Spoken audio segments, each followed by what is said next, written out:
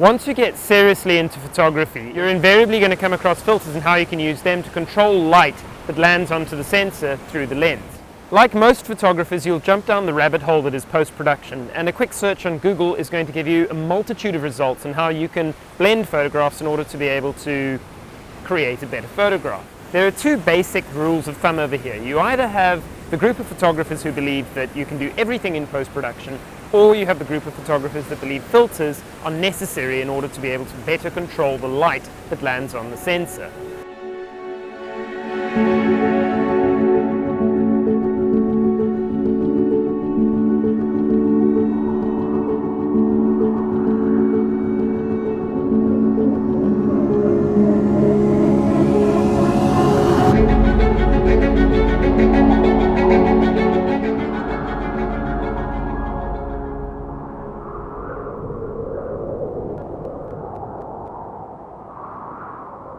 I'm Emil. I'm here today to show you how filters can still beat post-production, and that there are certain things you can do with a filter that you simply cannot do in post-production. Before we dive in though, we've got to go through the usual rigmarole. Please remember to pop a like in the corner and also subscribe if you'd like to hear more of these videos in future. Okay, right, let's get back into it. I have to admit up front that I am something of a filter convert. In fact, I'm even an ambassador to one of the filter brands out there. However, today's video doesn't have anything to do with whatever brand you're using. It happens to do with how you use filters and why they're still an important part of the photographer's workflow. Because of course, filters are not entirely necessary. Your cameras have been designed to be used as is without any additional glass placed in front. So why on earth would we want to put another piece of glass in front of a lens that has been designed to be used just the way it was made to be? So let's start with the one filter that every photographer should have inside their bag, and that's the Circular Polariser. Polarizers essentially work by allowing certain rays of light to pass through the lens and onto the sensor. The effect is that when you spin a polarizer, like you do over here, you're going to block the reflection of light as it comes off certain wavelengths or colors in the scene itself. Leaves have a very highly reflective surface. By turning the polarizer, we get a much denser green out of our polarized image. Wet surfaces that have an oblique light source hitting them are going to reflect that light back at the camera. A polarizer is going to polarize that light and increase perceived saturation, as well as get rid of any of that kind of reflective haze that's going to come off of the surface. So it works particularly well with waterfalls, rivers, even the ocean. The polarizer usually consists of two rings, and the one ring is going to rotate freely on the front of the filter itself. This allows you to twist the polarizer in order to adjust its polarization of light so that you can darken blue skies or change the amount of reflection that it's going to remove from a photograph. You'll see the most effect from the polarizer when the sun is at a right angle to the lens itself.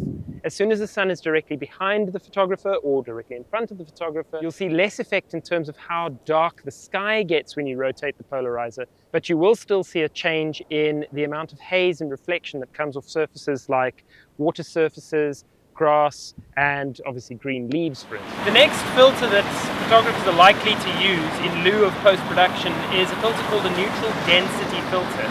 These are filters that literally reduce the amount of light that passes from the lens onto the sensor itself, so that you can either control light so that there's less of it and you can blur your movement inside the photograph, or if you're shooting video, you can actually bring down the amount of light so that you can actually get a shutter angle of 1/60th of a second or 1/50th of a second, depending on if you're shooting 25 or 30p.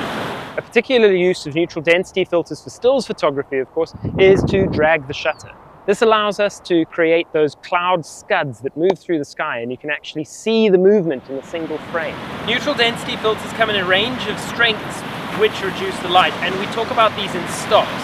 The most common filter that you're likely to find is a 3-stop neutral density filter, which is going to reduce the amount of light by 3 stops. A base exposure of 1/125th of a second is going to drop down to 1/60th of a second, 1/30th of a second, 1/15th of a second. So you can use the filters to blur movement inside the frame. A very popular filter amongst architectural and landscape photographers is something that Lee termed the Big Stopper, which is a 10-stop neutral density filter. This means that if you start at a base of 1/1000th of a second, you're going to end up with an exposure with the filter attached of 1 full second. This is fantastic if you already have lower light levels, because you can now get exposures of between 30 seconds to 5 or 6 minutes, or however long you want to go. And you can even increase that by adding another filter or using a filter like the Super Stopper, which is 15 or 20 stops of light reduction. Architectural photographers will even use it to remove people from a scene, because the long exposure created by such a dense neutral density filter means that any movement, so people moving, walking through the scene, is going to fade out or blur away. Photographers use these filters to show the passage of time in a single frame.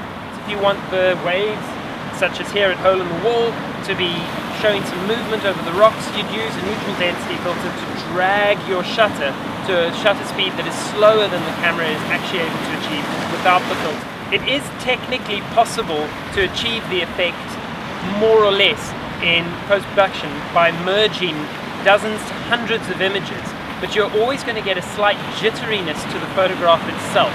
It's almost impossible to achieve the same effect that you're likely to get using a filter instead and getting the physical effect of blur inside your photograph. Neutral density filters don't have to be expensive either. You can use the full system where you have square filters that go in the front of the lens and you can combine them with additional filters, or you can still buy and use simple circular filters for your lenses, which are light, significantly cheaper and just as effective because it's the same glass. Video shooters also have the option of using a variable neutral density filter, which is basically a neutral density polarizer. So you can twist the filter on the lens itself and change the level of neutral density that you're going to be getting, and thereby how much light has been reduced. These are invaluable tools for videography, but not necessarily as important for stills photography, where a solid neutral density is probably a better bet. You can take a look at the link down below where I've done a review on the Nisi variable neutral density filter. I would be remiss to not mention graduated neutral density filters. A lot of filter users point to graduated neutral density filters as an essential part of their filter kit.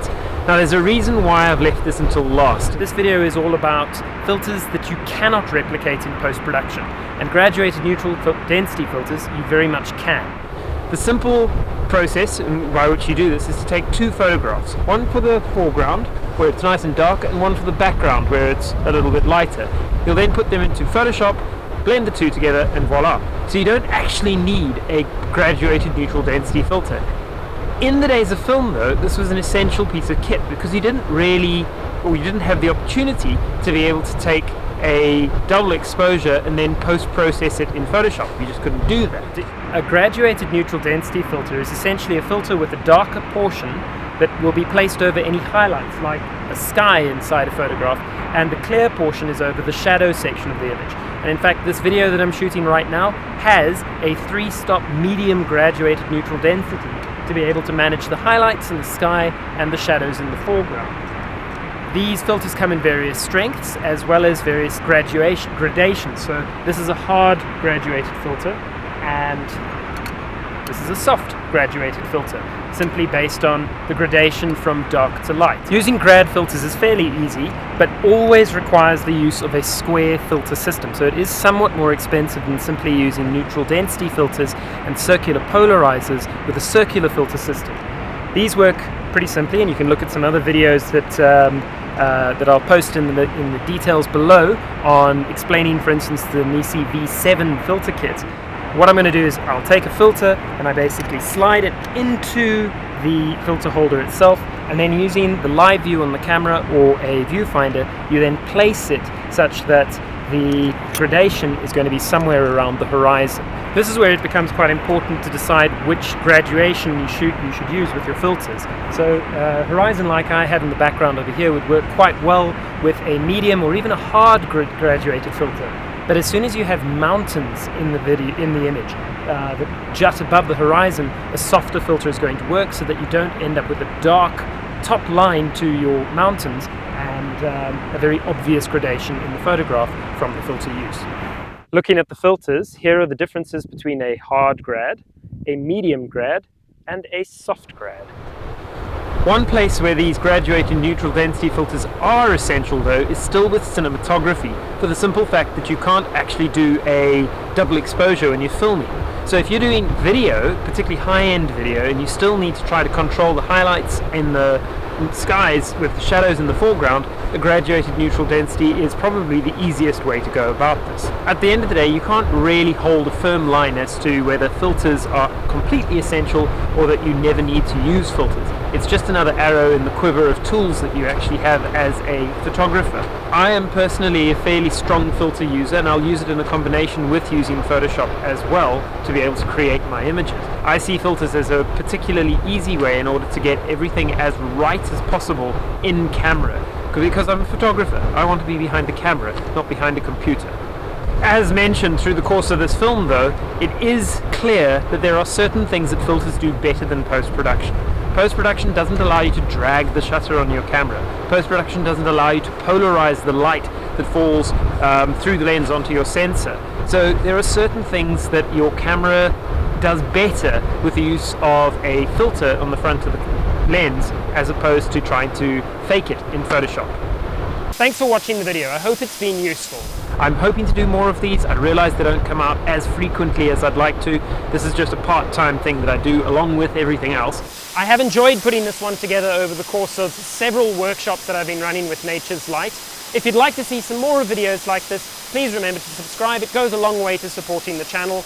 Hopefully I'll see you on the next one. Thanks very much. Cheers for now.